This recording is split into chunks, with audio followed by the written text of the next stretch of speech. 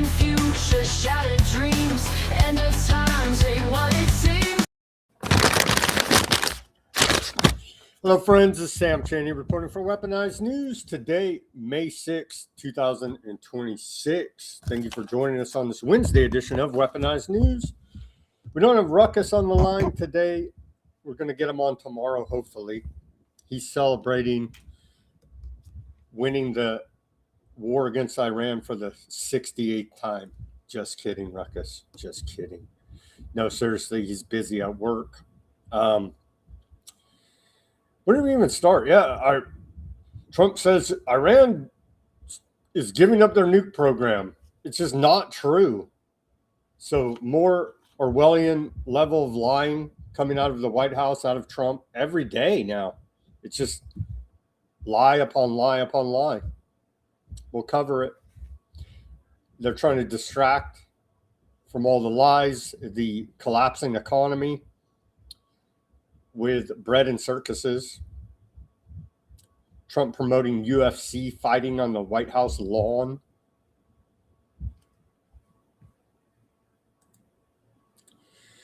We got all the back and forth. And Iran, we're still in a stalemate at the Strait of Hormuz. And Iran is, we got their replies to Trump's lies here now. They have not agreed to anything on day 68 of winning the Iran war.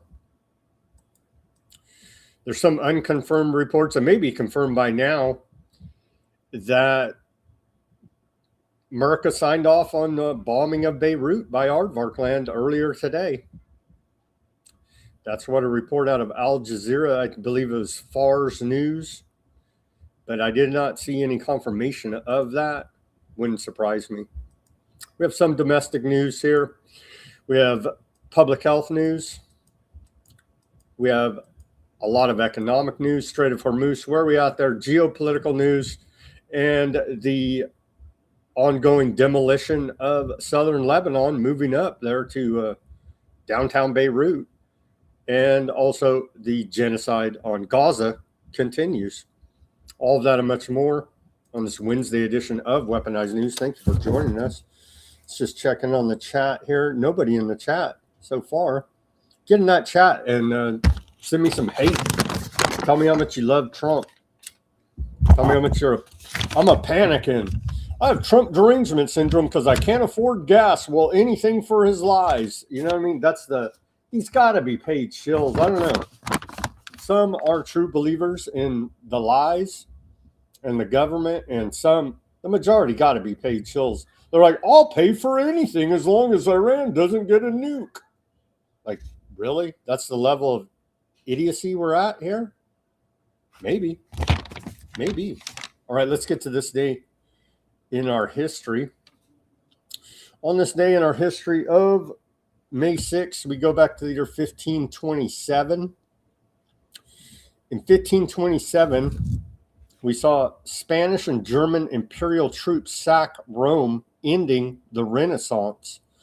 Charles III, Duke of Bourbon, is killed in the assault, removing any restraint from the victorious soldiers. The end of the Renaissance on this day, 1527. 1541 on this day, a Bible for every church. King Henry VIII orders a Bible in English be placed in every church in England. 1787, and you know they say religion is the opiate of the masses. They used to say that. Now it's just opiate. Opiate is the opiate of the masses. Go overdose over there, and we'll tell you how much we love you, and blow up some drug trafficking boats there in the Pacific and the Atlantic side, for that matter, and not charge the Seckler family or any other executives of Purdue Pharma with anything at all. And so, sorry to go off on that tangent. Continuing, on this day in 1787, Prince Hall establishes the first African-American Masonic Lodge, African Lodge number 459 in Boston. So equal opportunity there for the Freemasons. On this day in 1837, U.S. blacksmith John Deere creates the first commercially successful self-scouring steel plow in Grand Detour, Illinois. And I know I always get, we have a listener out there, Plutonium, I think. He says, I always mispronounce Illinois.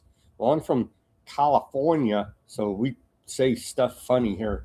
My apologies for the mispronunciation.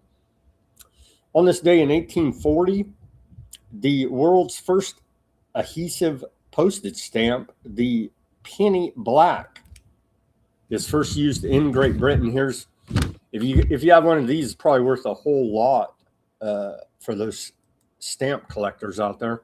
The penny black, first self-adhesive postage stamp, they're issued in the UK.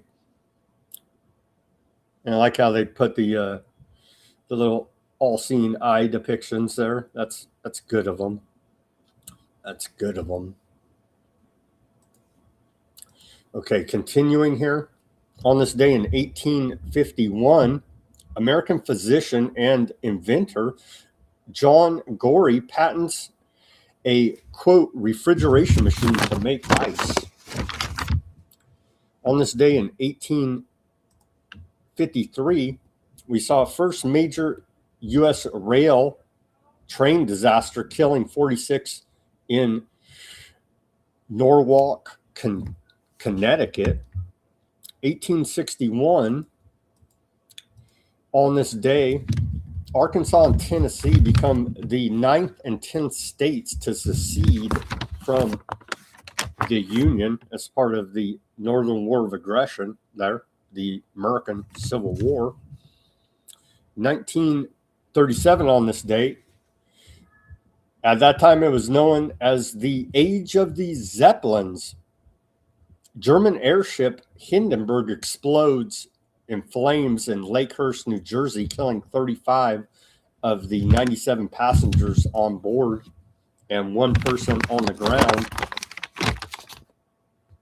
essentially ending the Age of Zeppelins on this day, 1937.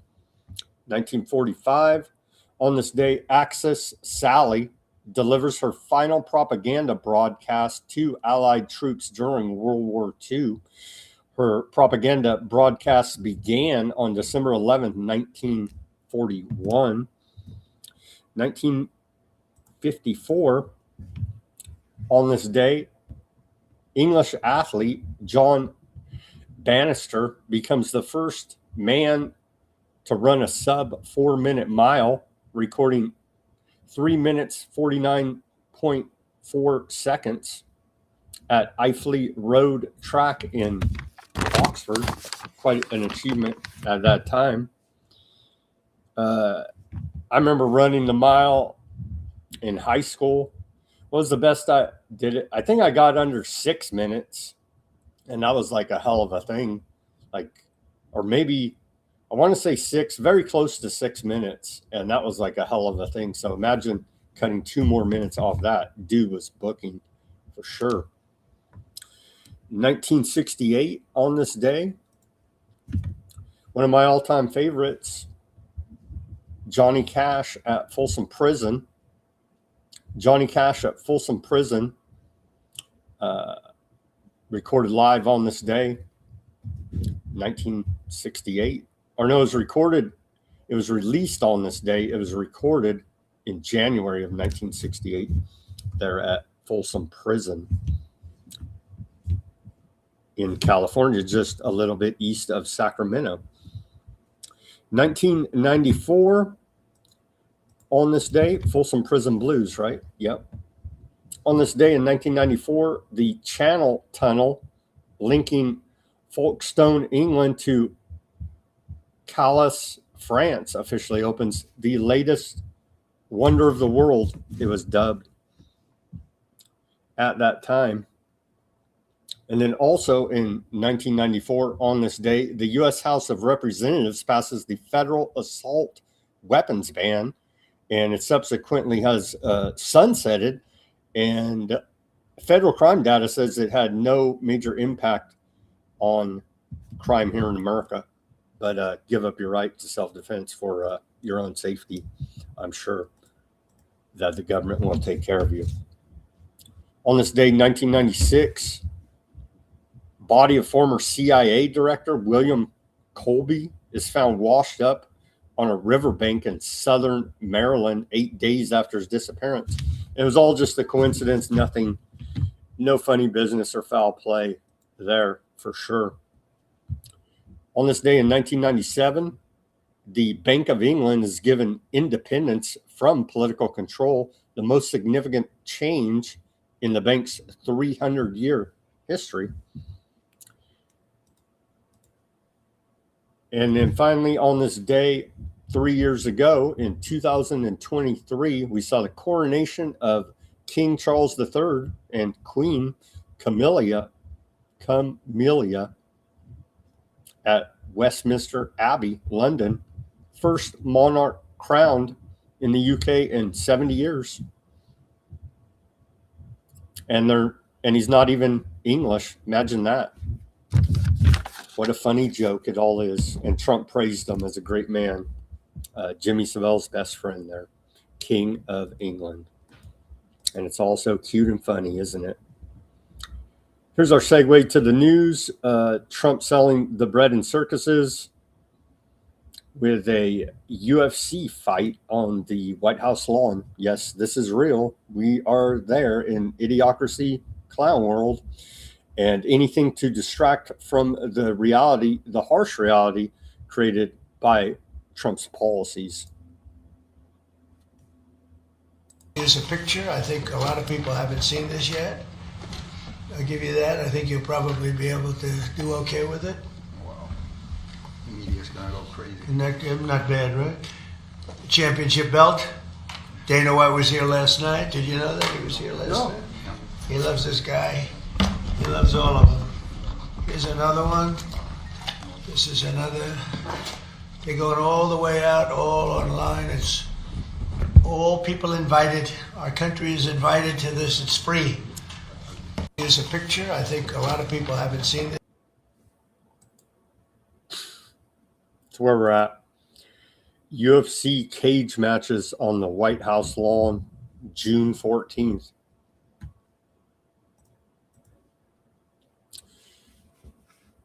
The White House held a ceremony today for the mothers of military moms. Very sad, actually, for the fallen and disabled out there. And Trump had to act like he cares about these people. So that was pretty emotional, but falls on deaf ears here. Trump doesn't give a damn. And here's some more proof of that, praising Ted Turner, who died today. Ted Turner, one of the greats of all time, just died. He founded CNN, sold it, and was personally devastated by the deal because the new owners took CNN, his baby, and destroyed it. It became woke and everything that he is not all about. Maybe the new buyers, wonderful people, will be able to bring it back to its former credibility and glory. Regardless, however, one of the greats of broadcast history and a friend of mine, whenever I needed him, he was there, always willing to fight for a good cause. Here's a clip of old Ted Turner calling for depopulation.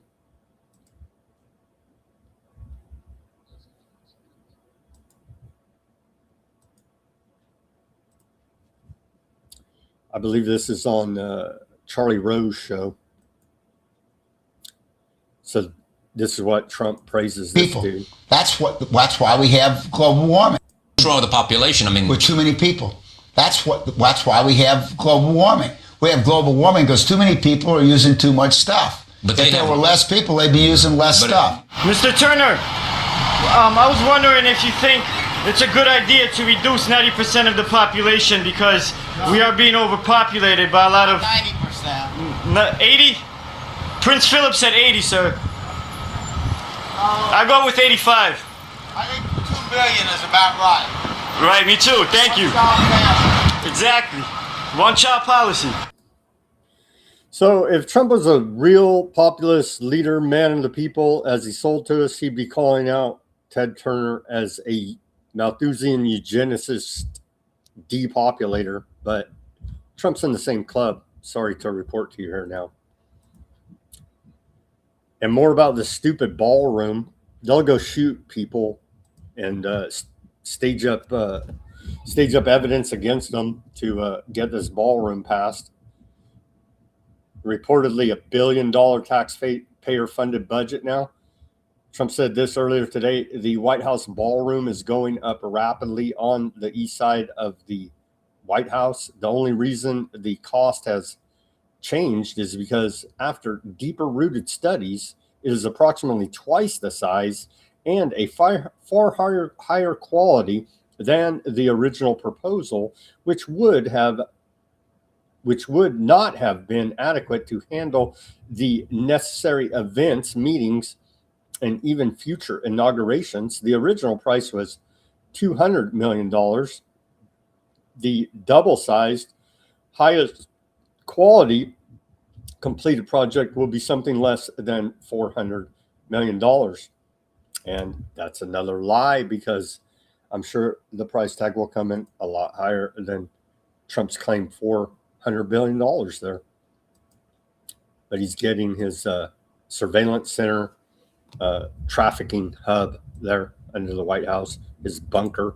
So when he pisses off the rest of the world, well, it's all going to be orchestrated, right? When we finally do get attacked by China and Russia, they're going to be hiding in their bunkers and on the phones with China and Russia laughing about it. And so it looks like that's probably how all this is going to sort out. If we want to keep all of you alive, Iran cannot have a nuclear weapon, and they won't. And they've agreed to that, among other things. Yeah. Mr. President. Flat out lie, market manipulation. He's using his lies, his insiders, to make a whole bunch of money off of swinging the market off of his lies. We'll get to that later here. From Trump here earlier today, says, assuming Iran agrees to give what has been agreed to, which is perhaps a big assumption. It certainly is, because now you're just telling flat out lies. The already legendary Epstein Fury will be, Epic Fury will be at an end, and the highly effective blockade will allow the Strait of Hormuz to be open to all, including Iran. If they don't agree, the bombs start. The bombing starts. If they don't agree, the bombing starts. And it will be, sadly, at a much higher level and intensity than it was before.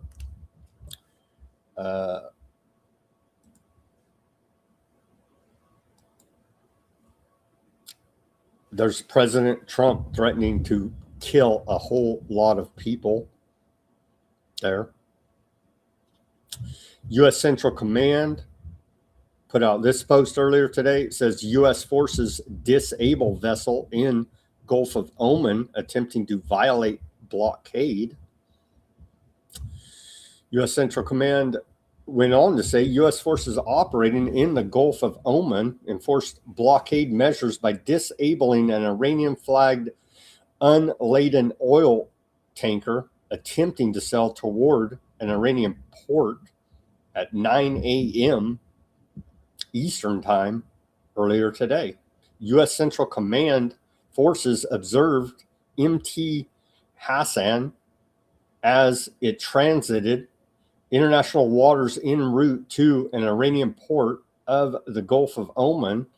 American forces issued multiple warnings and informed the Iranian-flagged vessel it was in violation of the U.S. blockade. After its crew failed to comply With repeated warnings, U.S. forces disabled the tanker's rudder by firing several rounds from a 20-millimeter cannon of a U.S. Navy FA-18 Super Hornet launched from USS Abraham Lincoln. Hasna is no longer transiting to Iran. The U.S. blockade against ships attempting to enter or depart Iranian ports remains in full effect. CENTCOM forces continue to act deliberately and professionally to ensure compliance.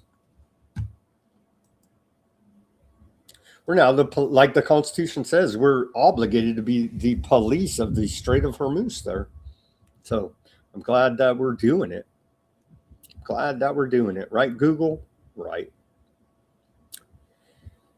So from Drop Site News, Jeremy Scahill reports earlier today, says the U.S. is pushing a narrative that a deal with Iran is close to agreement while simultaneously escalating threats of military action, all in that one Trump post we just read through.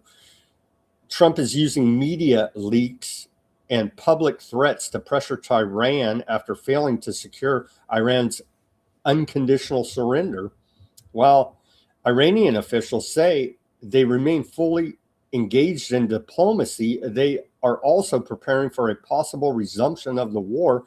Iranian officials point to a pattern in the past year in which earlier rounds of negotiations were followed by major U.S. aardvark land bombing campaigns, fueling deep skepticism inside Tehran over Washington's intentions.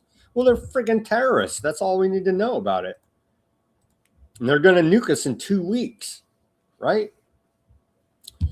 More from Dropsite and a roundup of the news today.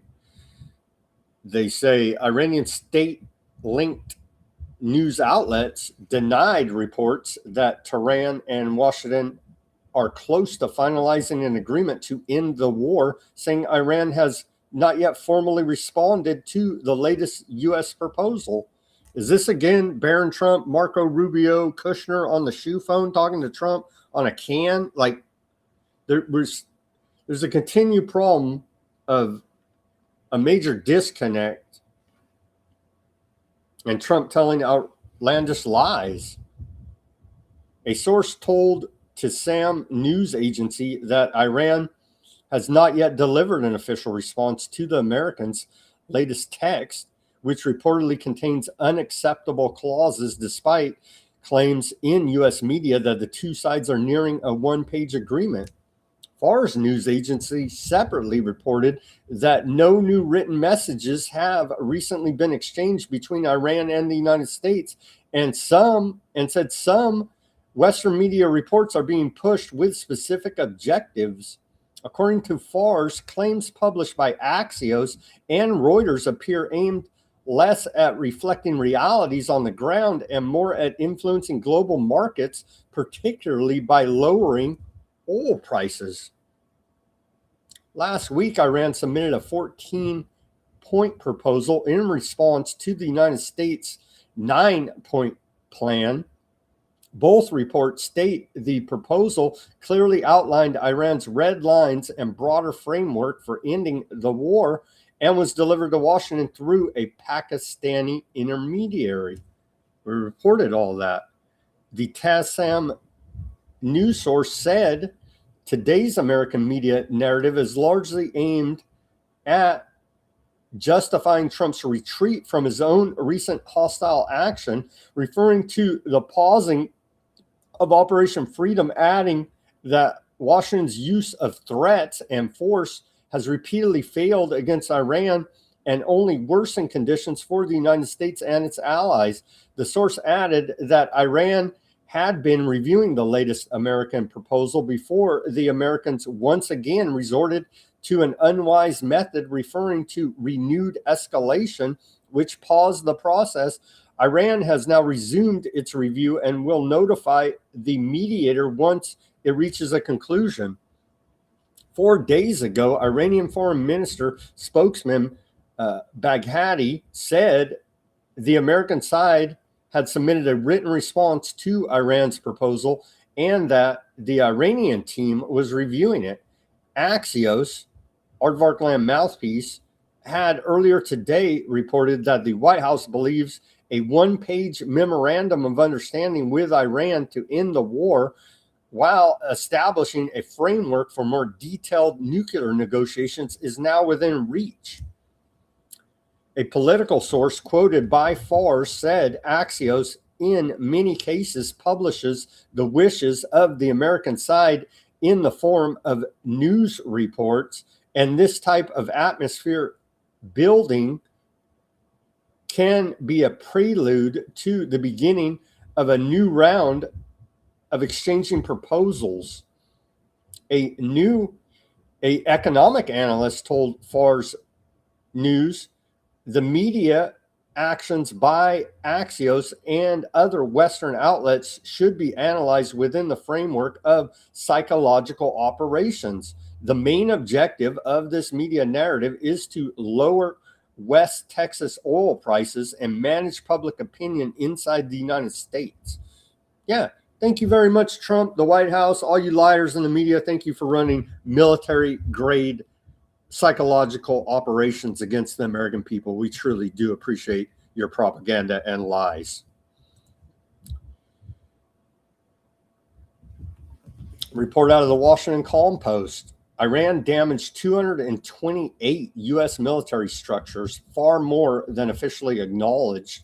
The Washington Post analysis of more than 100 Iranian released satellite images verified against European Union satellite data found that Iranian strikes damaged or destroyed at least 228 structures and pieces of equipment across 15 U.S. military sites in the Middle East since February 28, significantly more than publicly acknowledged by the U.S. government. No shit. And they're lying about the injuries and death total as well. And they go through and break it down. Here's some of these satellite images there. And so they're lying about everything as per usual here now. So yeah, I guess maybe we shouldn't have built our bases around Iran. No, it's still the same narrative. Iran should have never built its country around our military bases. Meanwhile, China and Iran signal deepening alignment as foreign ministers are having a meeting there. Wang Yi and old Odysee in Beijing. And so those two foreign ministers are meeting up, both sides issuing statements signaling increased strategic alignment and shared pressure on Washington to negotiate. Odysee said, that's the foreign minister of Iran, the meeting was, quote, constructive, reaffirming that a political crisis cannot be solved through military means. He said Iran appreciates China's 4-point proposal for regional peace and trusts China to play an active role in ending the conflict and building a post-war regional framework. China Foreign Minister Yi said the region is at a critical stage of whether the conflict could end, warning that restarting the war would be even more ill-advised. China supports Iran in safeguarding its national sovereignty and security and is ready to play a greater role in restoring peace and tranquility in the Middle East. On the nuclear file, Wang Yi said China recognizes Iran's right to peaceful use of nuclear energy while appreciating its commitment not to develop nuclear weapons. On the Hormuz standoff, Wang Yi said the international community has a common concern about restoring safe passage and urged parties to respond to the call quickly. The meeting comes 1 week before Trump's scheduled summit with Xi Jinping, president of China, in Beijing. there. Saudi Arabia's $1 trillion wealth fund opens Shanghai office as China ties deepen. And so you see Trump running around being an asshole all day. China sees an opening and they're taking it here now. And people are listening, you see. So that report out of the cradle about Saudi Arabia now cozying up with China along with Iran. U.S. struggles to curb flow of Chinese drone components to Iran and Russia. Small Chinese firms are openly exporting dual-use drone parts such as engines, batteries, fiber optic cables, and microchips to both countries, often bypassing or ignoring U.S. restrictions. One company,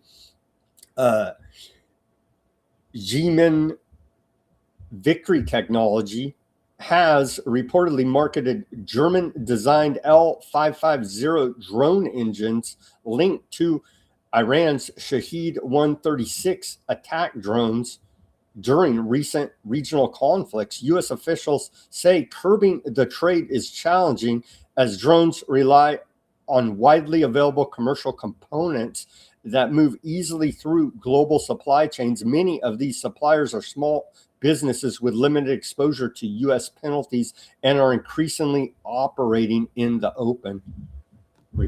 Report out of the Wall Street Journal there. So we're making friends all around the world. Here's Ghalibaf, Speaker of the Islamic Republic of Iran's parliament. He had this to say about all this nonsense. He said, Operation Trust Me Bro failed. Now back to routine with Operation Fauxious.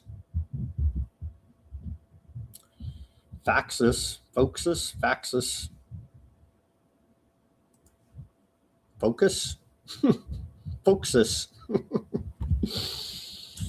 Iran's parliamentary speaker calls on public Bastia and diaspora to mobilize and organize as war enters new phase.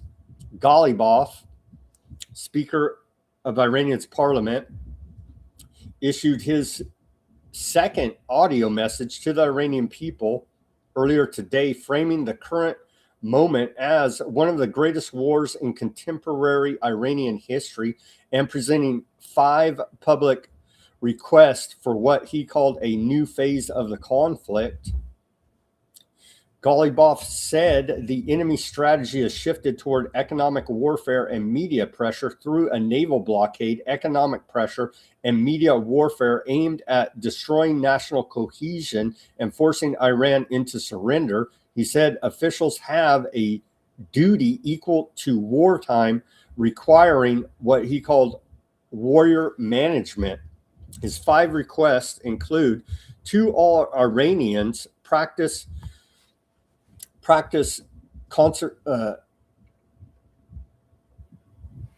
conservation of resources. The missile you can fire into the heart of the enemy is one word: conservation. To the public, launch an Iranian Hamdel solidarity campaign modeled on the solidarity campaign organized during the Bat period. To the Bazij, enter the fields as problem solvers at the neighborhood level, acting as intermediaries between people and state institutions. To experts and intellectuals, proactively submit proposals to authorities without waiting to be approached. To Iranians abroad, insist and push with seriousness enormous economic, technical, and communication capabilities to help Iran, and if necessary, force institutions to make use of your abilities. Ghalibaf also called on the government to publicly report on measures being taken to address inflation and rising prices. And heavy-duty trolling here coming out of Iran embassy in Russia. They posted this. Iran's president versus U.S. president. And of course, Iran president, as we continue to report, is just a figurehead, really, but they march him out there to do public statements and the like. He is a surgeon. So here's their trolling post of Trump earlier today.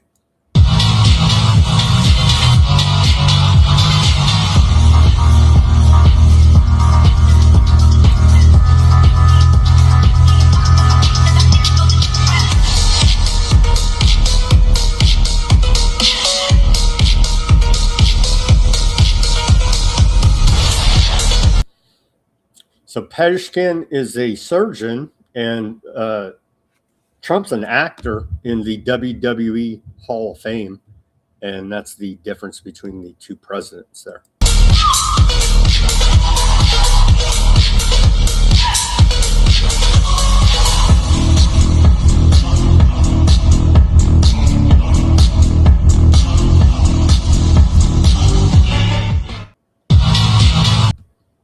Pretty amazing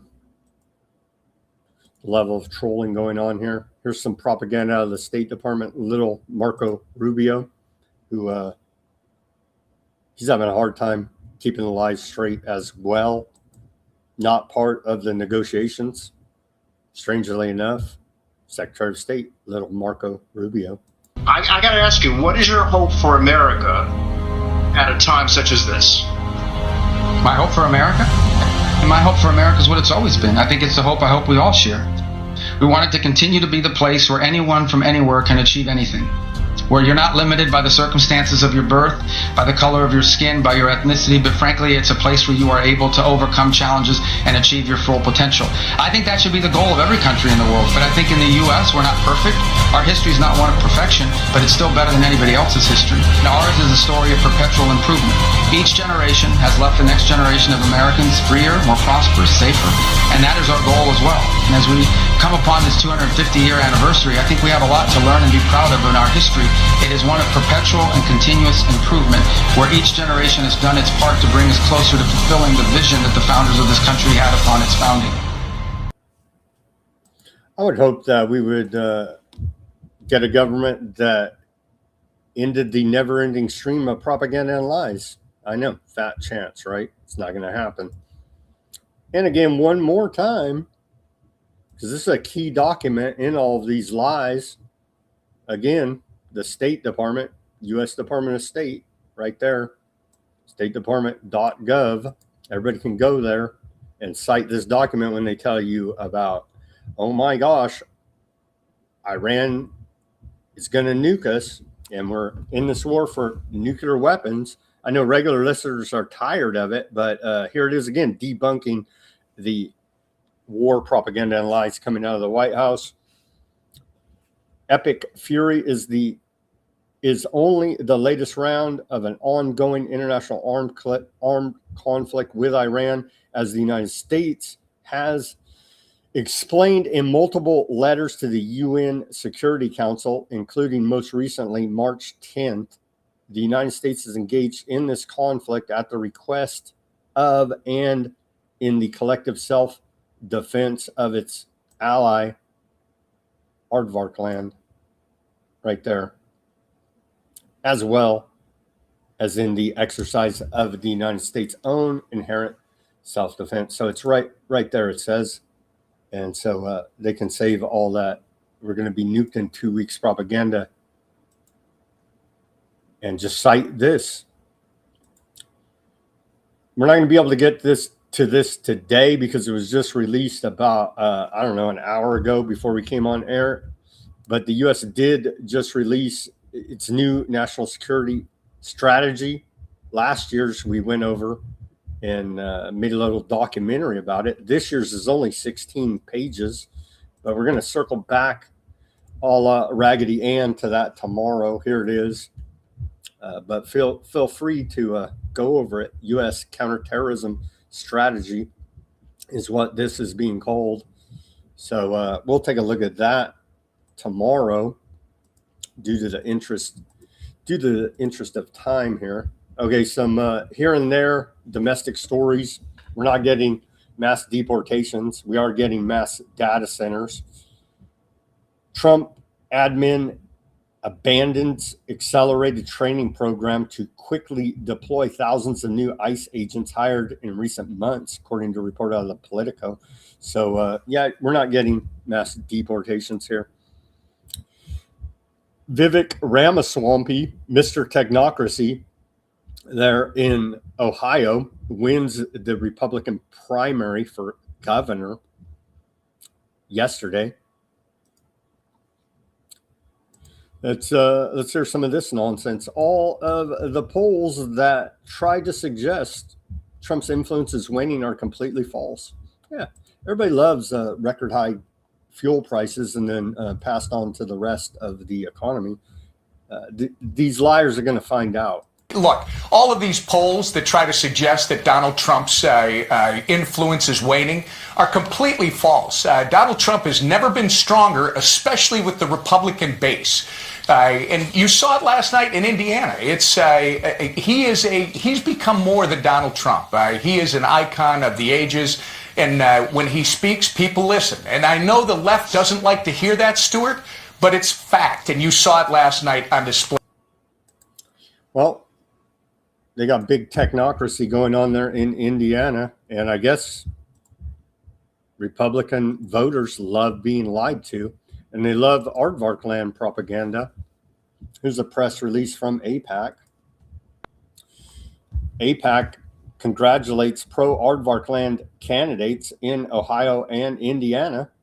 AIPAC congratulates 22 endorsed pro-aardvark land candidates on their primary victories tonight in Ohio and Indiana, bringing the total to more than 70 AIPAC-backed candidates advancing to the November general election. Voters continue to choose serious, thoughtful leaders who reflect the views of millions of pro-aardvark land Democrats and Republicans, leaders who understand the importance of the U.S. aardvark land relationship and that supporting our key ally in the Middle East strengthens American security.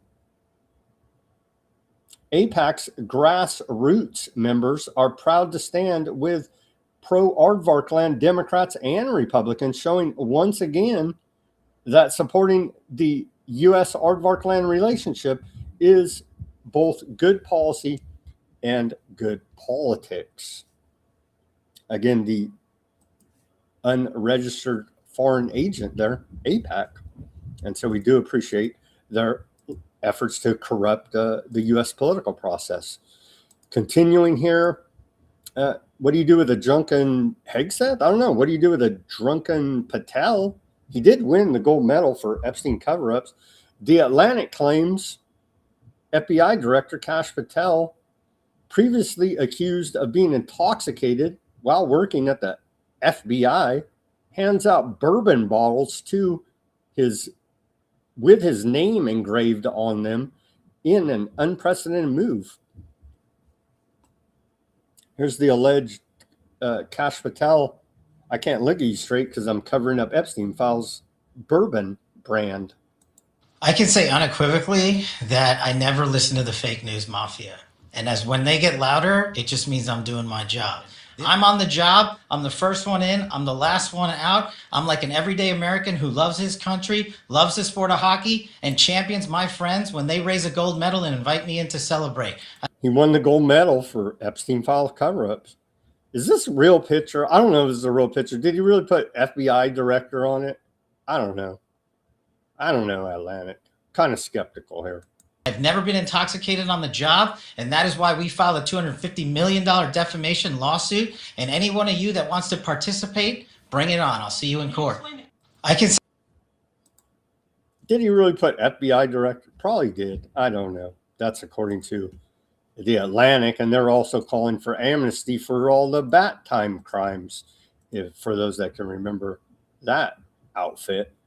Laura Loomer claims the FBI told her she's being targeted by Iranians. Like, isn't this classic though? I'm the victim, right? After being a consummate Zionist provocateur that she is, old Larry Loomer, whatever that person thing is over there. Yeah, I'm sure they're after her. And the FBI's warning her about it. Sure, bud. The 2026 National Drug Control Strategy, securing our homeland, bringing criminals to justice, and ending the fentanyl and drug crisis in America. Trump administration releases the 2026 National Drug Control Strategy.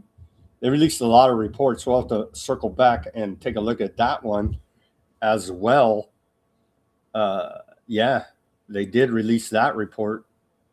And let's see, that's a big one, 195 pager. So we're going to have to circle back and take a look at that one as well here. The National Drug Control Strategy, I could sum it up. $5 billion fine for Purdue Pharma, and no one faced any jail time whatsoever for their part in the opioid crisis here in America, killing over 500,000 Americans. And so that summed up the National Drug Control Strategy for you. Now we'll circle back and take a closer look at that. We got some big documents. Apparently they're releasing a lot out of the government today. I'm calling for the lockdown, and immediate lockdown, immediate miracle. And well, here we are as the fear mongering is getting cranked up here now once again for the Hanta virus here now. A suspected Hanta virus patient is being hauled off the stricken MV Handus cruise ship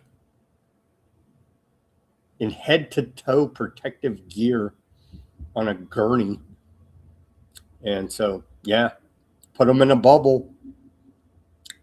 Put them in a bubble, man. Bubble wrap him. 23 cases of Hanta virus cruise passengers returned home to all corners, including the United States, and one is already sick, according to the New York Calm Post. So they're trying to stir up this public health scare with the Hanta virus. The last true Hanta virus outbreak in America was in 1993. 50 people infected, 20 dead. That was 33 years ago, Ruckus, if you're out there listening.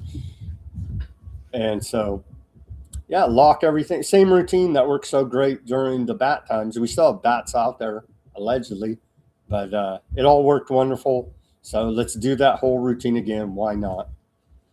Why not? All right, where are we at here?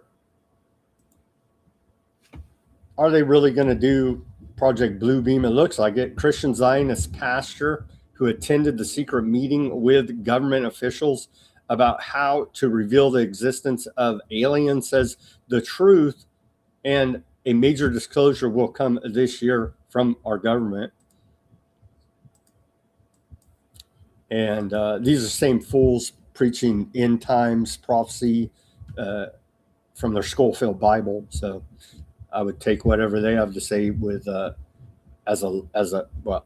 Now we need to get this in front of every believer, every Christian that we possibly can.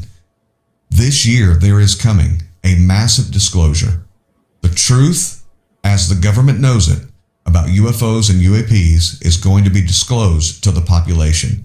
The Trump administration is going to attempt to make history in an historic announcement where they're going to say that these non-terrestrial interdimensional beings are real and that we do have unexplained phenomenon among us. This is going to be huge. Many so-called Christians are going to be taken captive by it. We have got to speak on this first. They need to hear it from us first. They need to hear from us what the Bible has to say about it. This is an urgent call to every pastor and church leader, including the ones who mocked me when I released this book and said I'd gone off the deep end. Of course, they didn't read the book. They didn't know what I said about it. It's time for every single pastor to teach on this. What does the Bible say about non-human entities. Now, you have noticed that the language has changed in these Department of Defense meetings as well as in these congressional hearings. How about pick up a Bible and read it for yourself instead of listening to these shysters? They're no longer saying extraterrestrial. They're saying non-human entities. Are there non-human entities in the Bible who attempt to influence mankind? The answer to the question is yes. Are there non-human entities who use mechanisms of transport of some kind in order to travel? And the answer to that is yes. Elijah, his servant's eyes were open and he saw the host of heaven and their chariots, thousands of them. Elijah was taken up in a chariot of fire. Well, why do they need a chariot? What's the purpose of a chariot? Can they just grab him, take him up there? I don't know. All I know is the Bible says that it's there. Well, they're going to roll out this psyop push by all these Darby Schofield Bible end time prophecy preachers. So there you go. On to Epstein reporting here now. Purported Epstein suicide note released by federal judge. This is like the second one, I believe. So this is what they're telling us was the Epstein suicide note. They investigated me for months, found nothing. What you want me to do? Bust out crying? No fun. So, yeah.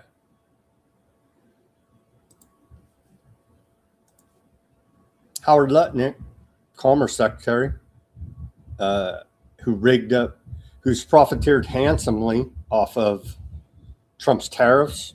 He gamed that whole program. We've reported on it. He didn't show up for work when bin Laden blew up the towers there, killing much of his company, Cantor Fitzgerald, conveniently enough. Well, old Howard Lutnick,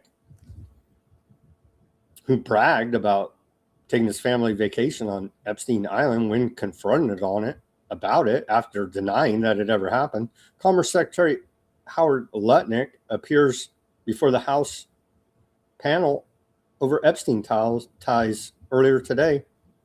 House Democrats accused Commerce Secretary Howard Lutnick of lying and being evasive during closed-door interview today. You don't say. Shocking. Howard Lutnick, the liar, lying one more time. I know. And there's no recording, no video recording of it. So it's going to be the back and forth, Republican, Democrat, same old routine of bullshit. There with Howard Lutnick, I believe we have a little bit more of the Democrat outrage. But before we get to that, let's play this. I can only play a little bit of this, and I try to get this guy on, Paranoid American. Hopefully we can get him on the show. He put together a documentary here, Adrenochrome, Freemasonry, and MK Ultra. It's about a 20-minute documentary. I'm only going to play the first 2 minutes because they get all bent out of shape on anyhow. We'll play the first 2 minutes. Go to Paranoid American on the X to find the full documentary. I'll put the link at Weaponized News Substack. But here's some background on adrenochrome. Adrenochrome, 33rd degree Scottish Rite Freemasonry, and CIA mind control. Now, I understand your initial skepticism. These topics often get dismissed as mere conspiracy theories. But rest assured, what you're about to see is a meticulously researched presentation that sticks to facts. No wild speculation, no unfounded claims. This is a serious investigation, and we're going to see names, dates, declassified records, and research papers which proves this connection between adrenochrome, Freemasonry, and MK Ultra beyond any shadow of doubt to even the most skeptical. Dr. Ernst Albert Hermann Friedheim is credited with saving millions of lives with his cancer and tropical disease research. Perhaps lesser known is his role in the discovery of adrenochrome. In 1933, Dr. Friedheim found that the respiration of rabbits' red blood cells increased by 50% after adding of a red compound obtained by oxidizing adrenaline. This red compound that he created by mixing adrenaline with silver oxide is perhaps the first documented experiment with adrenochrome, just not by name. His study states there was a very real and measurable physiological reaction when an animal was given adrenochrome. The name adrenochrome translates to color of the adrenal, explained by Friedheim's description of the red compound created from adrenaline. The word adrenochrome was coined as early as March of 1937 by David Ezra Green and Derek Richter from the Biochemical Laboratory at Cambridge. The paper states, and we're cutting it right there, but great mini documentary there by Paranoid American. Maybe we'll play a little more tomorrow. All right, here's the Epstein files are now bound into 3,437 physical volumes in a new exposition space in Tribeca, millions of pages, 2 stories tall, and yet only 2 people have ever faced accountability for this international trafficking operation. Katie Fang says walking through the space is enraging, not because of politics, but due to a lack of accountability. Trump's Department of Justice is continuing to cover up the Epstein files as we speak. Let's watch this short report about this bound volumes of the Epstein files.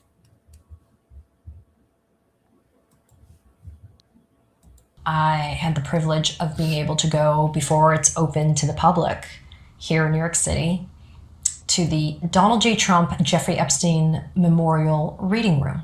It's an exhibition in Tribeca. It opens to the public this Friday.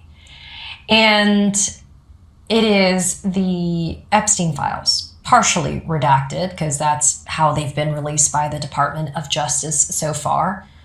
And I guess we need more adjectives than just partial, right?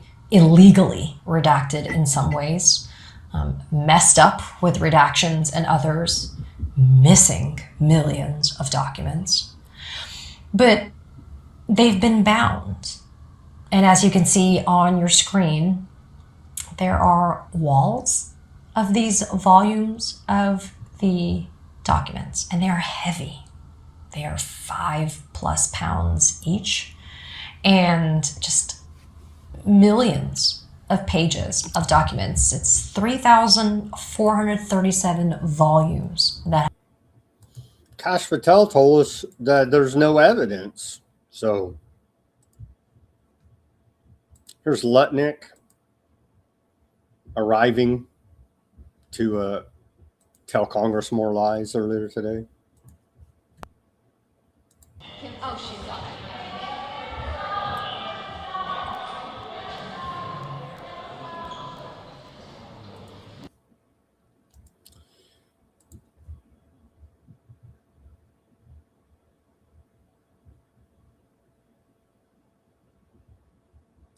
Here's a good one.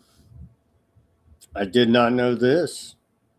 Howard Lutnick holds the key to 9/11 cover-up. Lutnick oversees NIST as the U.S. Secretary of Commerce. That's pretty amazing.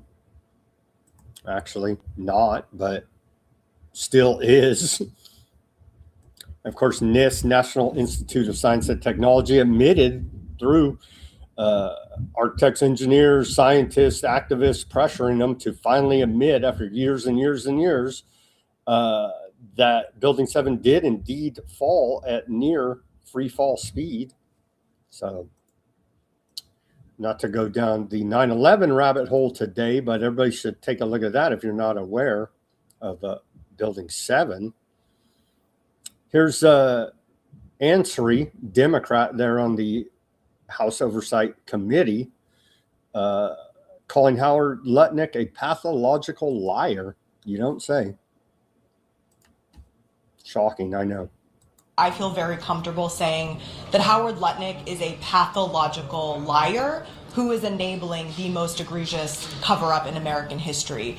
We have now gone through the timeline of events with him in detail, an excruciating detail, from when they met in 2005. This is Howard Lutnick and his wife meeting Jeffrey Epstein. He described it himself in great detail on a podcast last year where he said that they went to his home, they took a tour, and allegedly were so uncomfortable after seeing the massage tables in Jeffrey Epstein's home that Howard Lutnick went on this podcast to tell the American people that he himself, and my colleagues referenced the definitions he tried to change of what he meant there, but he said that he would never socially or professionally be involved or be in a room with Jeffrey Epstein again. Then in 2012, he took his family and his staff to Jeffrey Epstein's island. I focus my questions today. He took his family vacation on Jeffrey Epstein's island there. So I'm glad he is our Commerce Secretary, or the economy be doing real bad, right?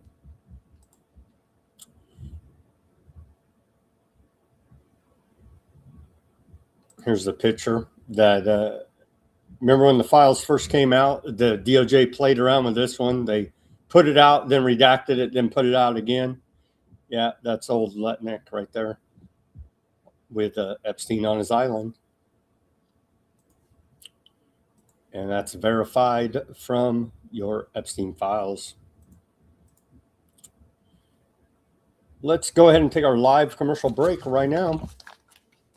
Thank you, everybody, for joining us on this Wednesday edition of Weaponized News. Everybody go to weaponizednews.com/shop. Get yourself a holograph sticker there, a white background sticker.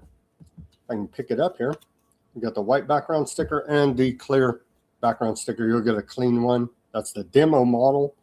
3 different stickers. We got baseball caps, coffee mugs, t-shirts, a bunch of gear over there. weaponizednews.com/shop. The link's in the description below this video. I just went through an hour of hardcore news for you, commercial free. Give me that like, share, subscribe, push that notification button. If you don't want to patron the store and you just feel like giving us some cash or some Bitcoin, any which way you choose to support this broadcast is truly appreciated. The links to buy me a coffee, Bitcoin wallet address, and Cash App are in the links in the description below this video. Become a paid subscriber at Weaponized News Substack. That link's right here in the description below this video. There you get a summary of the show. You get the whole show, and you get links to almost everything we talked about on this show. Helps show your support. I give away everything free here. There's no paywall on any of our material. You can look at the catalog going back to the bat times and see all of the work we've been putting in here for you, the public, breaking through the lies and propaganda put out by the government and your Mockingbird media every single day, and trying to get to the bottom of this and give you some value out of this broadcast that you can take and actually apply to your real life here now. And one of the biggest things is just stop believing these lying politicians, man. Just stop it. Stop it. All right. Thank you to all the subscribers, patrons to the store, and to those who like, share, subscribe, and push that notification button, and the donors as well. Any which way you choose to support us is much appreciated. weaponizednews.com/shop.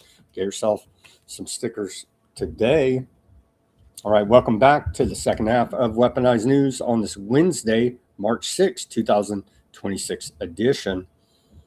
Where do we go now? Well, let's hear old Epstein's lawyer, now converted Republican, Alan Dershowitz, says that, we'll take a listen. Let's hear this guy's lies now. But let's remember another thing, too. He was not a pedophile. I have no information about any pedophiles in the Epstein circle. A pedophile medically is somebody who is interested in prepubescent people. 10, 11, 12. That was not his modus operandi. He was interested in 16-year-olds, 17, 18-year-olds. That's a terrible thing. By the way, it's legal in France. It's legal in many parts of Europe. So it's hard to say you're a pedophile in America, but not in France. Pedophile is not a legal term. It's a medical psychological term. So I don't think there's a real case for people being called pedophiles, although everybody calls him a pedophile. I also don't believe there was any trafficking going on. What happened is he made it known to the young people in Palm Beach, if you come and give I like his lapel pin there. Very telling. me a massage, you get $250. And many of them came back over and over and over again, collected the $250, and then got $500 if they recruited other people to come and give him more massages. And then there was this third category, a very large category, of women who never met Jeffrey Epstein, never laid eyes on him, and their corrupt lawyers in Palm Beach would go to them and say, how old are you? Oh, you were about that age when yeah, why don't you just say you gave Epstein a massage? We'll collect $50,000 for you. And they did. There you go. I'm convinced. Nothing, no wrongdoings, according to Epstein's lawyer there, Dershowitz. I'm convinced. All right. On to economic news. And we do have a little bit of good economic news, but first the bad economic, I guess it's good. It's being exposed as it should be here now. The Daily Signal reports 15 major companies bankrolling the Southern Poverty Law Center, affectionately known as the Southern Poverty Lie Center. Let's take a look at this report. 2 major companies bankrolling SPLC will cut off grants after DOJ indictment. Well, that's good of them. Gilead.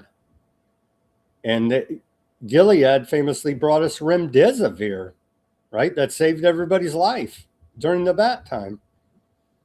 And so here are the 15 Gilead Sciences. Wouldn't you know? They're saved the world many times over.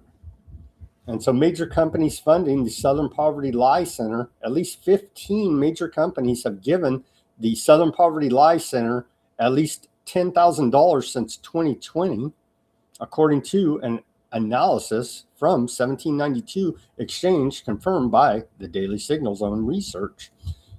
Of these, only Bank of America, Goldman Sachs, Thrivent Financial, and T. Rowe Price Charitable responded to the Daily Signal's request for comment by publication time. And so, of course, the makers of remdesivir there, Gilead Sciences, gave $750,000 to foment racial violence in America to the Southern Poverty Lie Center. Shocking, I know. Raymond James Charitable, $689,079. And so putting their philanthropic mind to work there, dividing America. BNY Charitable, almost $500,000 there, $428,500. And so, yeah,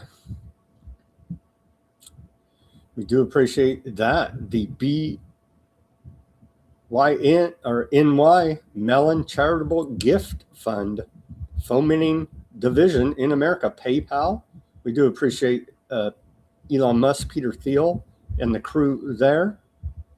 And they rail against it on the backside, but hey, PayPal, helping divide America. T. Rowe Price Charitable, $235,425. Allstate. And so get your insurance there for riots from Allstate, engineered in part by this donation to the Southern Poverty Lie Center of $125,000.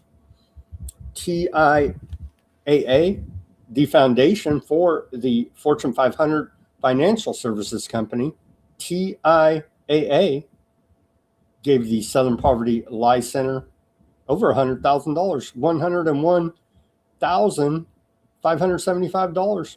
Goldman Sachs, there, The philanthropic banking operation gave $90,500 to help divide America. Thrive Financial, Thrivent Financial, gave $52,237. JP Morgan Chase there. They need to pick up the donations there a little bit on the Division of America. JP Morgan Chase Foundation gave the Southern Poverty Lie Center, and they break it down there, $46,373. Of note, JP Morgan Chase also contributed $500,000 to Southern Poverty Lie Center after the 2017 Unite the Right rally in Charlottesville. Thoroughly documented, staged up hoax event there, demonizing white people. We do appreciate the efforts out of JP Morgan Chase to divide America and demonize white people. Military industrial complex getting in on the action as well there toward the end. Northrop Grumman gave $31,093. Pfizer, they've saved the world countless times, gave $29,955. More MIC here. GE Aerospace gave $23,241. Bank of America gave $40,586. And Liberty Mutual came in at the bottom of the top 15 at $10,000, all doing their part to demonize white people and divide America. We do appreciate those efforts. Continuing here, Kevin Kiley out of Yuba City, congressman. He recently left the Republican Party and became an independent. He was a strong voice here in California, one of the few pushing back on the bat tyranny. Let's hear what he had to say about fraud upon fraud upon fraud, upon a triple layer of fraud cake here. About $100 million in the Pacific Palisades fire aid concert money was laundered to nonprofits.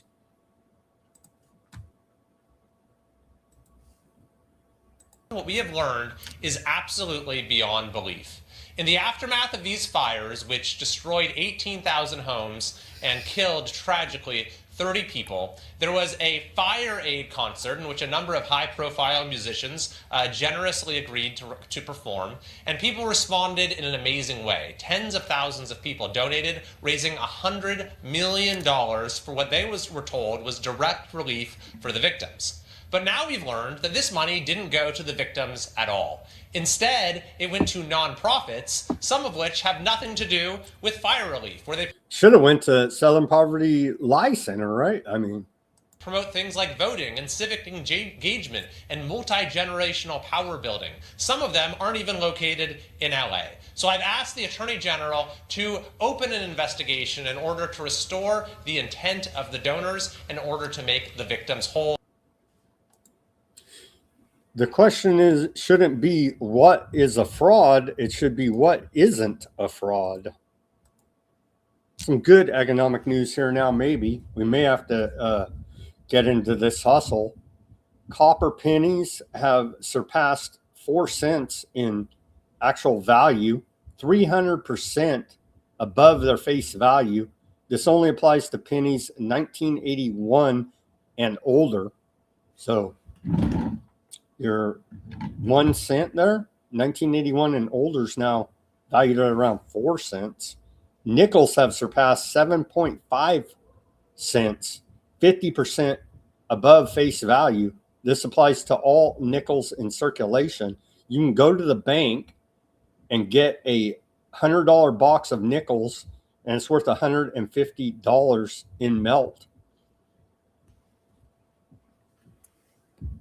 Putting that out there. I may get on this little side hustle going on here now.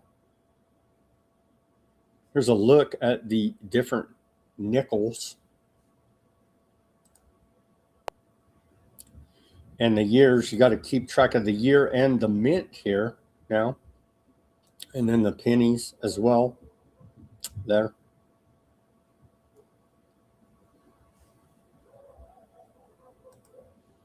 As they're phasing out physical currency. FBI Boston Division has announced charges against 30 individuals involved in a major global insider trading scheme that generated tens of millions of dollars in illicit profits. The defendants, who include corporate attorneys and other financial professionals, are alleged to have stolen and used confidential information on nearly 30 merger and acquisition deals from several other nations' premier law firms, including a firm headquartered in Massachusetts. And, well, they go after those guys. Law and order, justice, all that BS. Meanwhile, Trump insiders are profiteering handsomely off of his manipulation of the global economy through his never-ending propaganda and lies about the Iran war. It's all very calculated here now.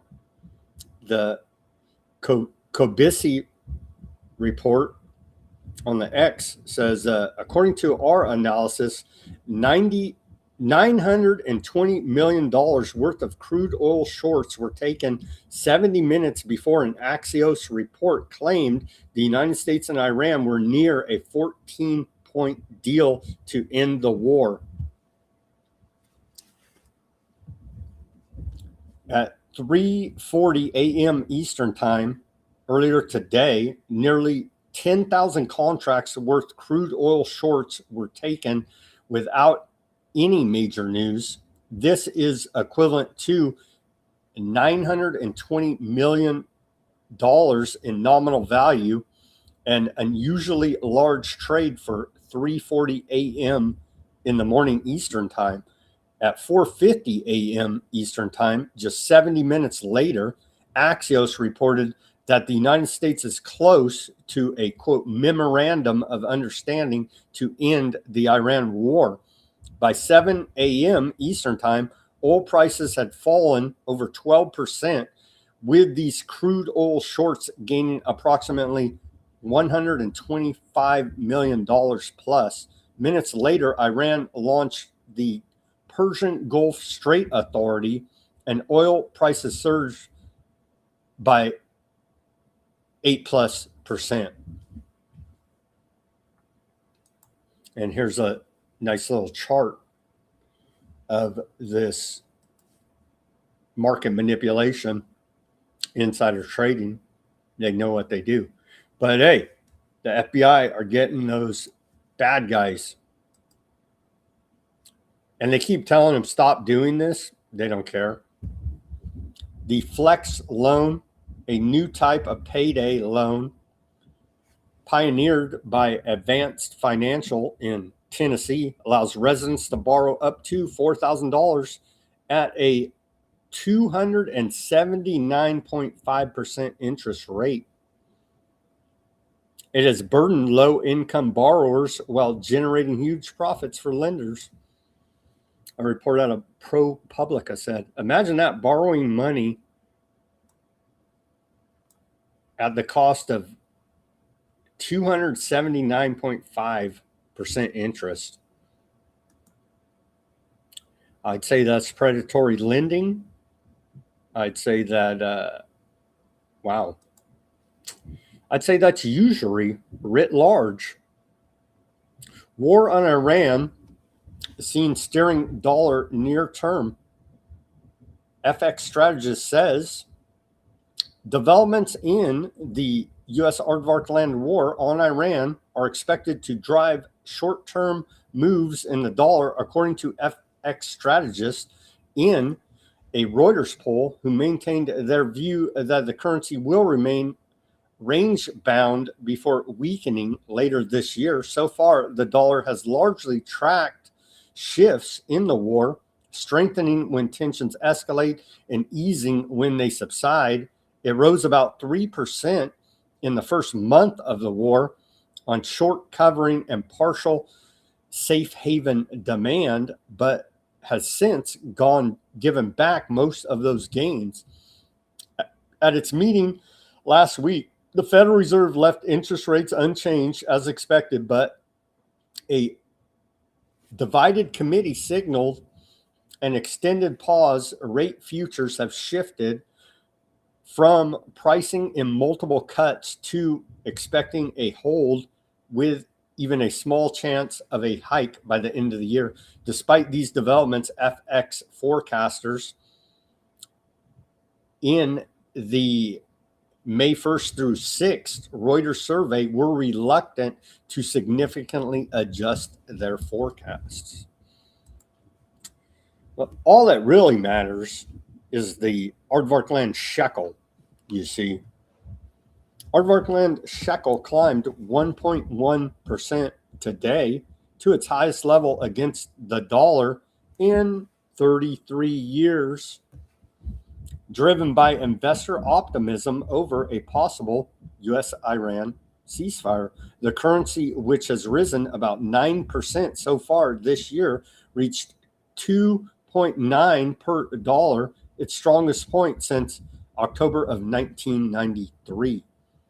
And see, that's really all that matters, is the strength of the Aardvarkland shekel. Here's Trump on the price of oil, disconnected from reality in his dark occultist satanic spellbound bubble.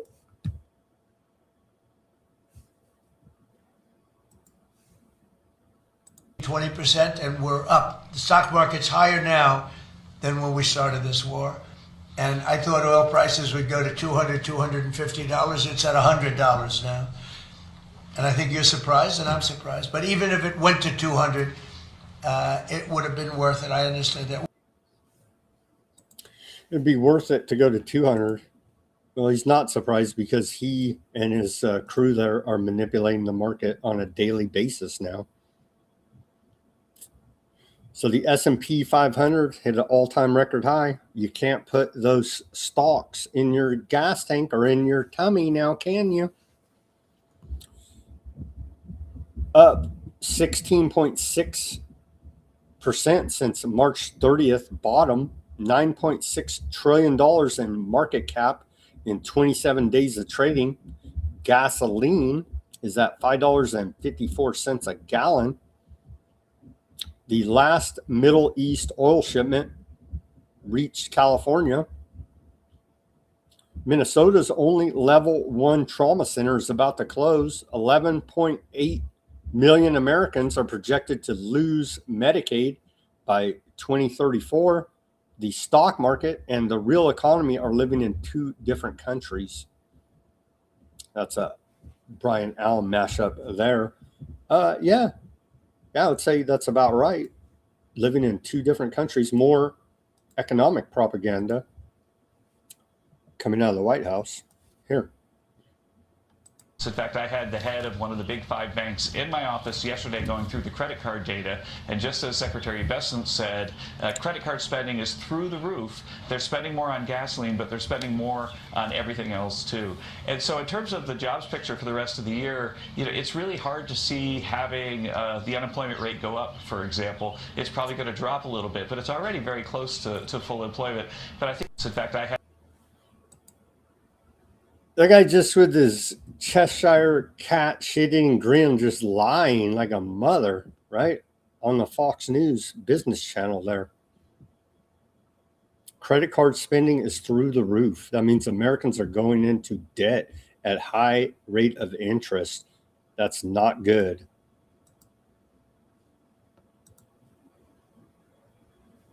But they just lie flawlessly. They're compulsive liars, sociopaths, mini psychopaths out of this group.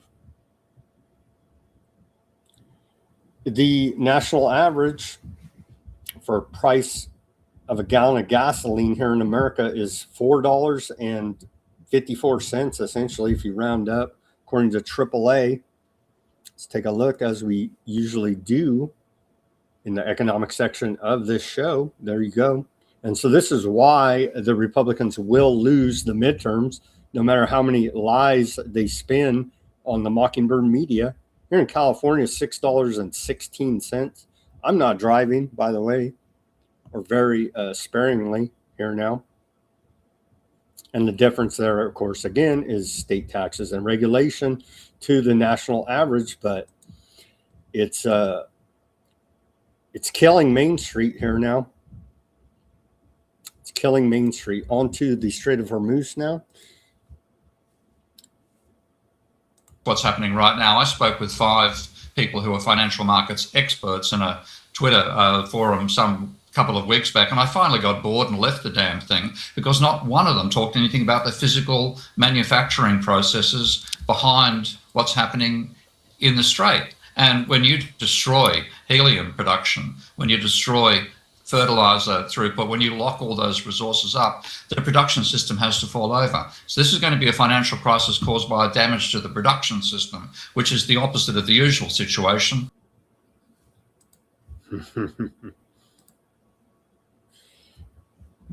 That was economics professor Steve Keen. What does he know? He's a panicking, right? Iran today launched the Persian Gulf Strait Authority, PGSA. It represents a new governmental body and mechanism designed to formalize and regulate Iranian control over maritime traffic passing through the Strait of Hormuz. Ships seeking transit must now obtain authorization through an official permit system managed via email. They have to contact info@pgsa.ir. Vessels will receive mandatory transit rules and, quote, safe passage instructions that must be followed to enter the strait. The IRGC Navy, which we've destroyed 68 times, is still directing traffic there. No, I added that part. The IRGC Navy has warned ships to remain within an Iran designated approved corridor or face a firm response. The move marks a major shift away from the previous framework of unrestricted international navigation through the waterway and represents Tehran's intent to institutionalize wartime measures imposed during the U.S. Aardvarkland war on Iran. Let's watch this report. I believe this is Sanchez out of RT. What we wanted to do was show you the expansion of the new Strait of Hormuz area as it's now being contained by the Iranians. For them, this is pivotal, right? This is their ace in the hole. They have control of the Persian Gulf, and now because of what they say are the United States actions, they've actually expanded the control of the Persian Gulf. And there's also a tactical reason why they did this. I want to show you something now. See that city there, Fujairah? That's where one of the main oil fields is for the UAE. Now, you see that black line that's going from there all the way to there? See that black line? That is an oil pipeline. And that pipeline essentially is the UAE's way of getting oil out without having to worry about traveling through the Strait of Hormuz, because the exit for that pipeline was outside of the Strait of Hormuz. So what the Iranians have now done is they've expanded the Strait of Hormuz area that they are in control of to go beyond the point where Fujairah is. And that's extremely significant because it means now that they control even more of the output of the hydrocarbons, the oil, the LNG, the fertilizer, all the stuff that's coming out of this region, and most particularly the most important region of all, which is the UAE. So that's what they're doing. On top of that, by the way, they're using drones and missiles immediately.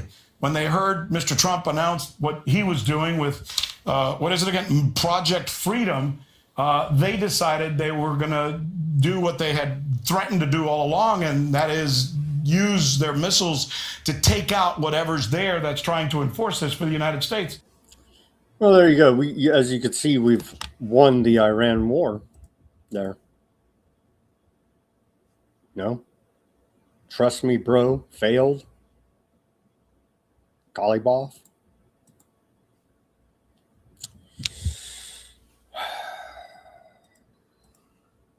Iranian Foreign Minister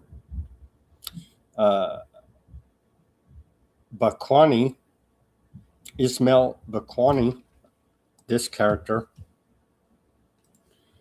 he said the concept of negotiations requires at the very least a genuine attempt to engage in discussions with a view to resolving the dispute.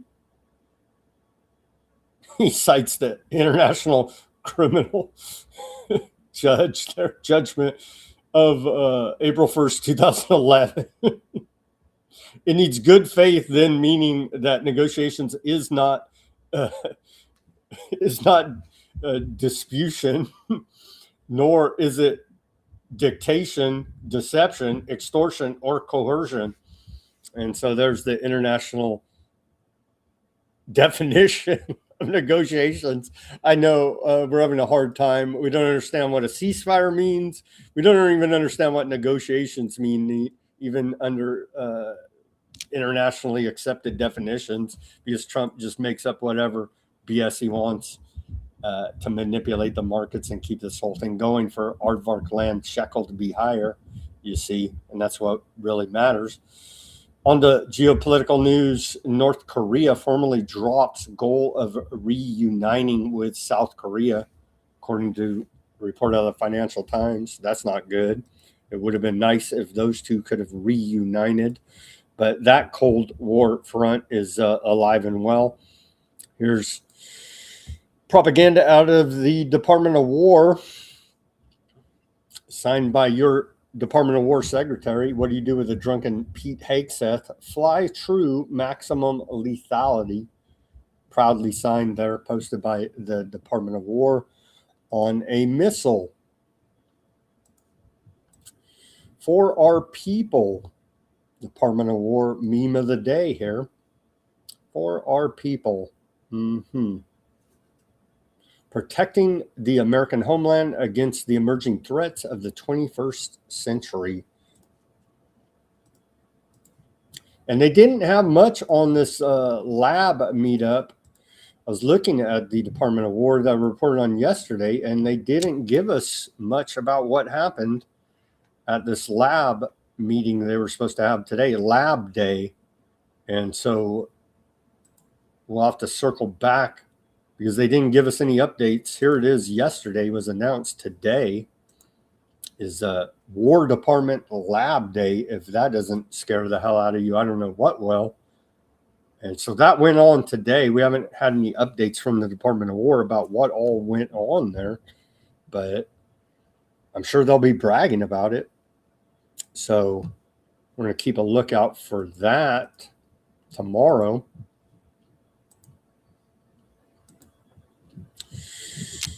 And conveniently enough, U.S. Central Command, part of Operation Southern Sphere, the extrajudicial murder program, is partnering up with Argentina. Wouldn't you know? Wouldn't you know? And so they're running all kinds of exercises. You go through their page all over Central South America with all kind of different countries there as part of building out the greater North America project, ongoing exercises in Central and South America there.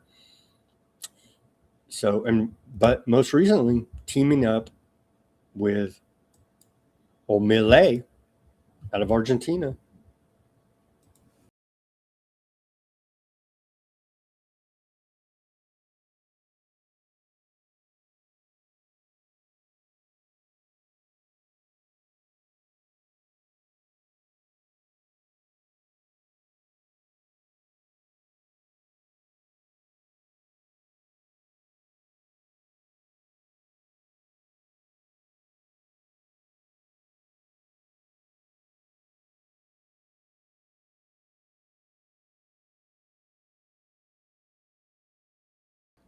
And there it is there. The biggest, self-proclaimed biggest Zionist president in the world, Javier Milei, cutting through the people of Argentina with a chainsaw. U.S. fires Tomahawk missile using Typhoon launcher in the Philippines in provocation aimed at China, as ongoing military drills are being carried out right there off the coast of China with the Philippines. Provocative Tomahawk missiles being fired by the U.S. military. And so, wouldn't you know it, the ceasefire between Russia and Ukraine was very short-lived. Zelensky says Russia has broken the ceasefire. Ukraine will respond symmetrically depending on the situation tonight and tomorrow. We will also decide on any further responses. Russia has fought itself into a position where even their main parade now depends on it. And they're threatening to attack their big Russian parade over there, the 8th or 9th. And then Russia's foreign ministry response to Zelensky says that Russia will strike decision-making centers in Kiev if Ukraine disrupts the May 9th Russia parade. So horrific there. Ongoing war between Russia and Ukraine. End it, man. End it. Argentina's President Milei approval rating has crashed to 36%. His lowest since taking office. Corruption scandals, the Libra cryptocurrency scandal, his chief of staff Adorian's illicit enrichment probe, kickback allegations involving his sister, and rising unemployment to 7.5%, the highest level since the fourth quarter of the bat times, overshadow his macro wins on inflation and the fiscal surplus. Corruption is now Argentina's top concern at 43%, with disapproval near 62%. That's a report out of the Financial Times. And here's a little chart of their survey about how popular Mr. Milei is. Again, self-professed biggest Zionist president in the world. And then a word from our shadow president, Bibi Netanyahu, says, I speak with Trump almost on a daily basis. There's full coordination between us, no surprises. We share common goals, and the most important goal is the removal of the enriched material from Iran, all enriched material, and the dismantling of Iran's enrichment capabilities. אנחנו מקיימים קשר רציף עם ידידינו בארצות הברית. אני משוחח עם הנשיא טראמפ כמעט על בסיס יומיומי. האנשים שלי והאנשים שלו. And that's as long as we could stomach him. Why doesn't he have American flag on his lapel there? That's pretty, that's not very American of you. But yeah, no English subtitles on that translation. And that's about enough I could stomach of him anyway. Al Jazeera reported earlier today through a unconfirmed report that they cited Fars news agency saying that Iranian official unnamed said Aardvarkland coordinated with America a Beirut southern suburb strike. I don't know. Unconfirmed. Sounds about right, though. Con News reporting. So are we now moving on to leveling Lebanon? It certainly appears so. Aardvarkland is dropping bombs on Lebanon, downtown Beirut. Here's a short clip of that earlier today. They're deliberately targeting densely populated areas. And this is, well, we don't know what negotiations are. We don't know what a ceasefire is.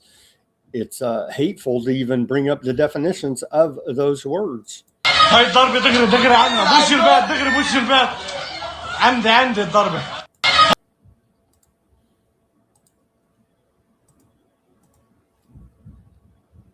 Hezbollah has responded. Hezbollah announced 13 operations due to Aardvark land ceasefire violations.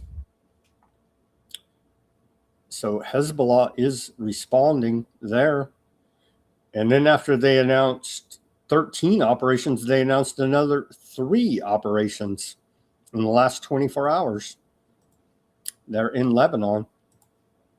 Let's take a look again. This is Lebanon's future. This is Ice future as well. If we allow these maniacs to continue their apocalyptic hellscape agenda. This is Gaza City.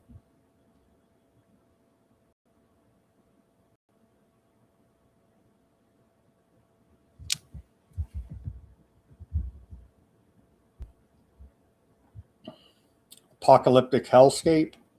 Mm-hmm.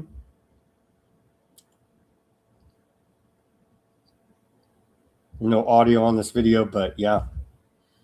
And it goes on and on and on. They leveled Gaza, and they're leveling Lebanon as we speak. They're still leveling Gaza. The genocide there continues. In the past 24 hours, according to the Gaza Ministry of Health, 4 more Palestinians declared dead. 3 in the last 24 hours. 1 recovered from the rubble. 16 others reported injured in the last 24 hours.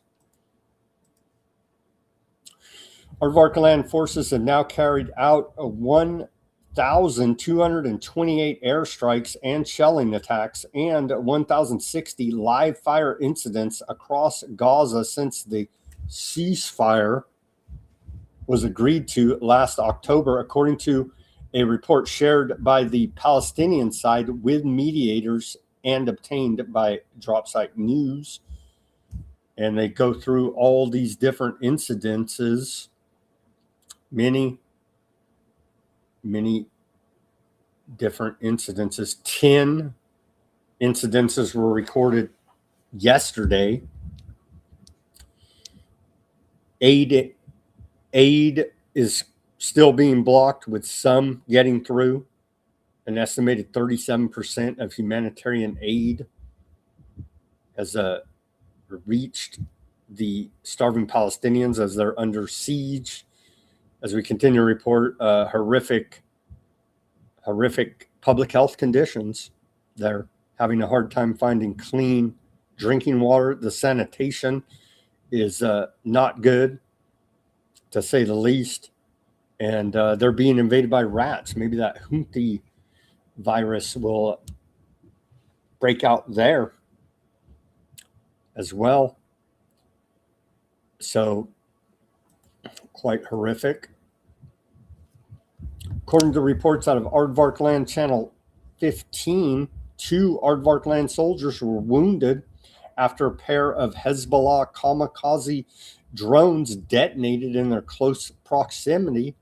All sides are suffering casualties and injuries. Now, over 7,200 Aardvark Land soldiers discharged for mental health reasons in 1 year, according to a report out of Haaretz. The Aardvark Land Army withheld information about the number of soldiers discharged for mental health reasons between October 2023 and October 2024, reportedly ignoring Freedom of Information requests for months. Sources claim the data was withheld because the numbers could hurt public morale. Court-ordered figures eventually revealed that between October 2023 and October 2024, 7,241 soldiers and officers were discharged due to mental health reasons.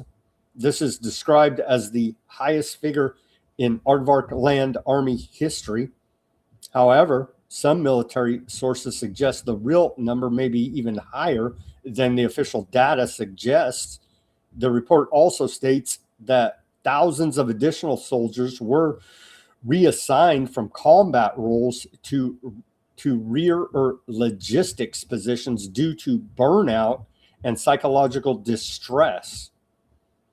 So you see, even some Aardvarkland soldiers have a conscience and soul, and they realize what they're doing is genocide, murder.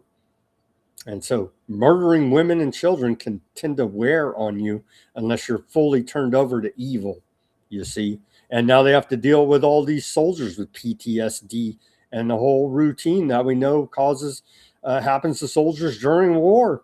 And so all sides are suffering significantly for these evil bastards running these governments. And then finally, to wrap up the show here, well, we have a few more reports. Let's play this one more time because it's so egregious. Ben Gavir on his TikTok, again, celebrating the final solution. We played this yesterday, but it is quite egregious. His reply to critics of his golden noose pistol wedding cake here now, trolling those against the final solution. I know I should sleep, but the voices in my head go...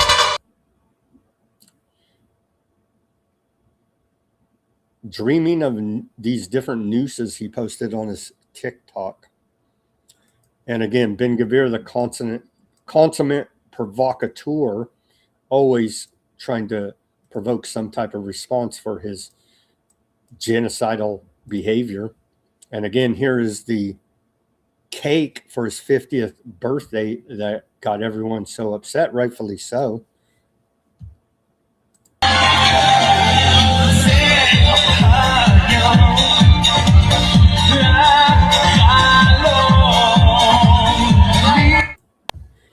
And so that's him and his wife celebrating on his 50th birthday the execution of Palestinian prisoners, the final solution.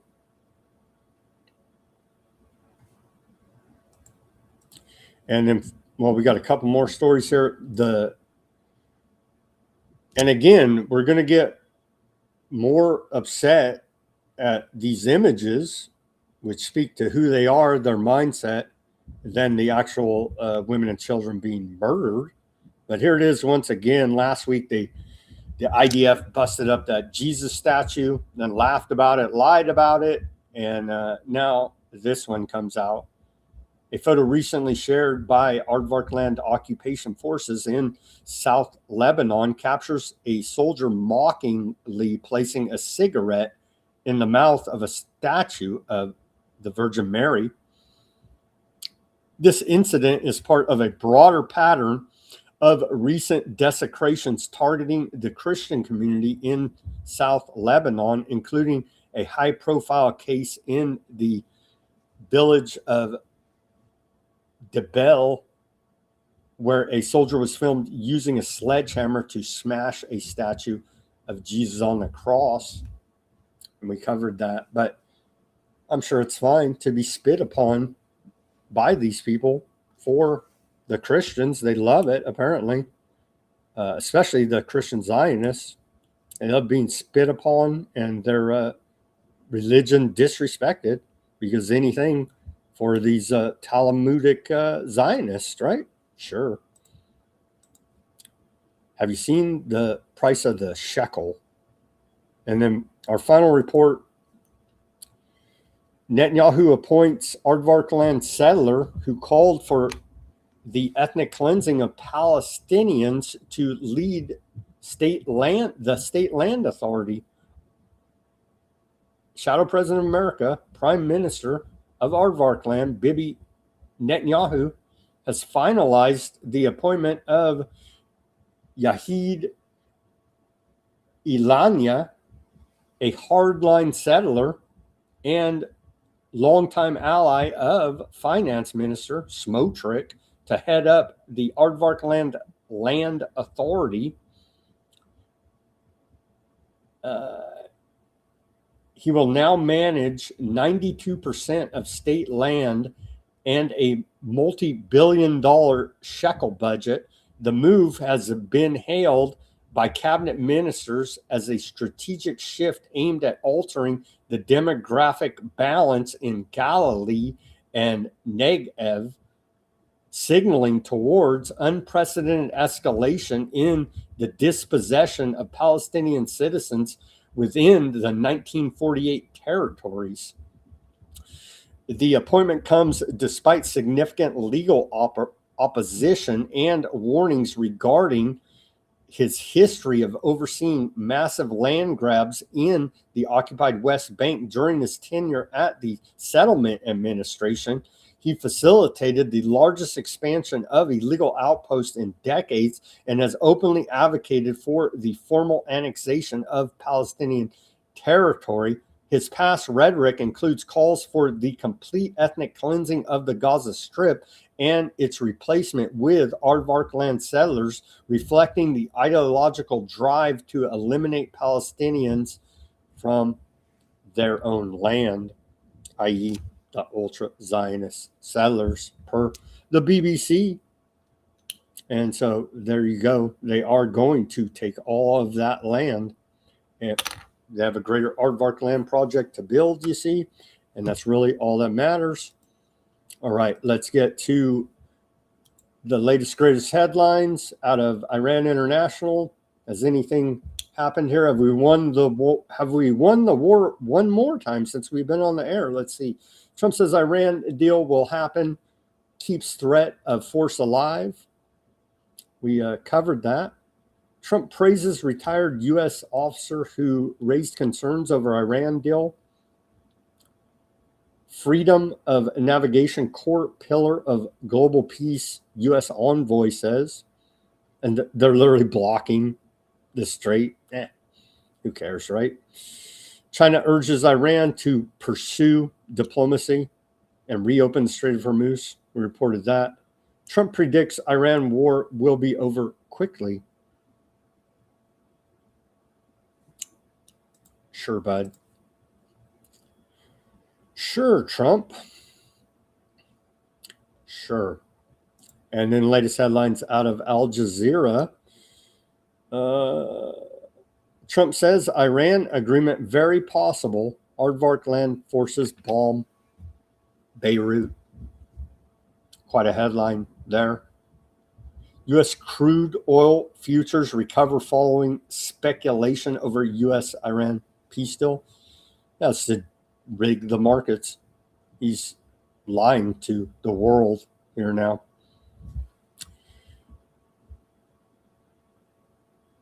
Trump says had very good talks with Iran. Sure, buddy. And we showed you Iranian responses. That's all the reporting we got for today. Let's go to Odysee. See if we got some chat over there. Yes, there is a chat. Thank you guys for tuning in on the Odysee and chatting it up. Fat Bob says, Sam, can I get one of those pins off Weaponized News along with... You can get the pin. You can't get your other thing there. But yeah, message me your mailing address. I'll send you one there, Fat Bob. And some stickers too. As you're a paid subscriber. So yeah.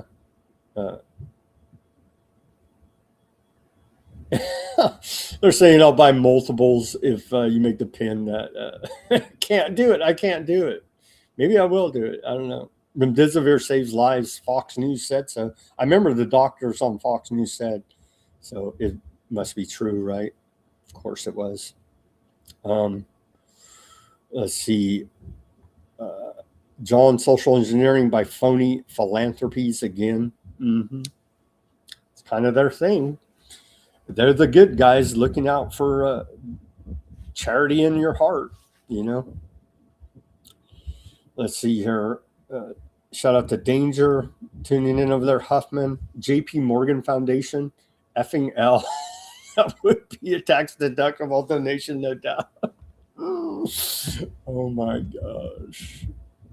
Fat Bob says JP Morgan, Bix Weir says their 150 years of silver market manipulation is coming to an end for a decade at least. Ha ha ha. Well, it did break out quite a bit here now, and you can't get around the physical demand to build technocracy. Essentially, here now, you can't have it always, even though they usually manipulate it to where they do. Let's see, but SLV would have to find its actual price, which cannot happen still because JP Morgan.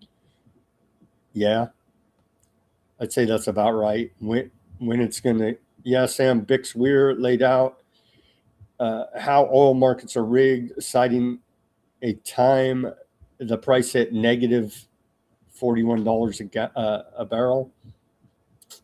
Yeah.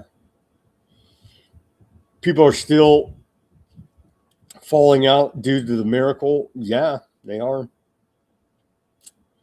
Indeed, they are. And it will continue. And they'll say, "Oh, oh." And we'll say, "You're the expert." Let's see here.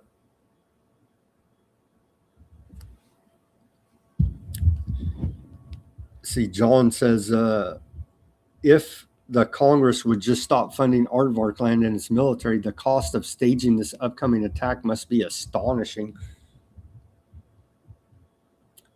I have to agree with you there, John. And Fat Bob, yeah, message me your mailing address and I'll send you some weaponized news stuff, Fat Bob. All right, he says, will do. Good night. Good night to everybody on the Odysee. Thank you guys for chatting it up and keeping it real there. Shout out to everybody on the X.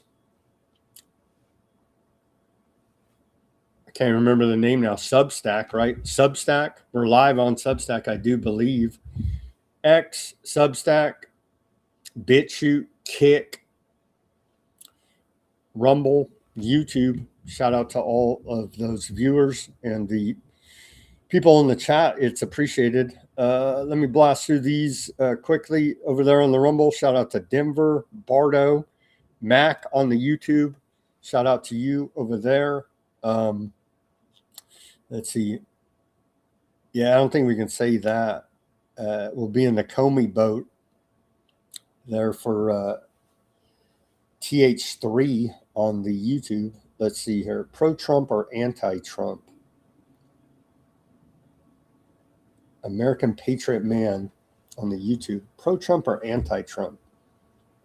I don't know. Listen to the show. We have Trump 2028. That makes sense, right? That makes perfect sense.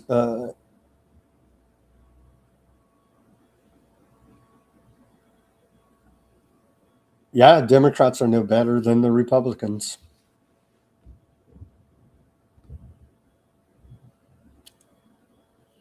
It's the left-right game, right?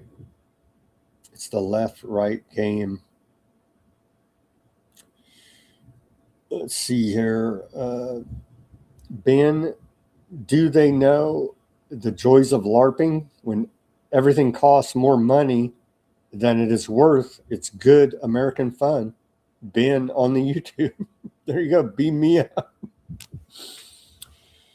If they eliminate my debt, I don't care where they came from. Yeah, what? Hey, aliens are going to come do the, what is it? I forget, the super galactic new financial system. I forget even all that nonsense. That the Nasara Jasara BS, right? That the Q, whoever they are, disinformation psyops on the internet is convincing people we're going to have a debt jubilee, and the aliens, I'm adding that, but might as well throw aliens are going to come give us a debt jubilee here now. Oh man, so ridiculous. There's no cover up. You're making it into something it isn't. You're exaggerating again. Prez says you are a fake news and you're a liar and a hypocrite. Telling me old news, fake news. Really? Go search it up in any anything you want, and it'll tell you that the DOJ has not released all the Epstein files and has done improper redactions and doxed the victims. Those are the facts, man. So take your trolling to another chat there, bud, because I'm all about facts here at Weaponized News.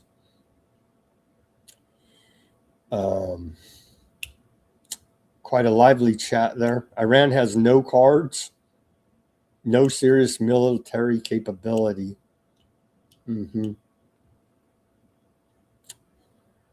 Sure.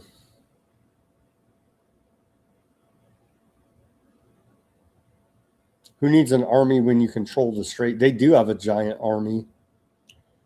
The IRGC.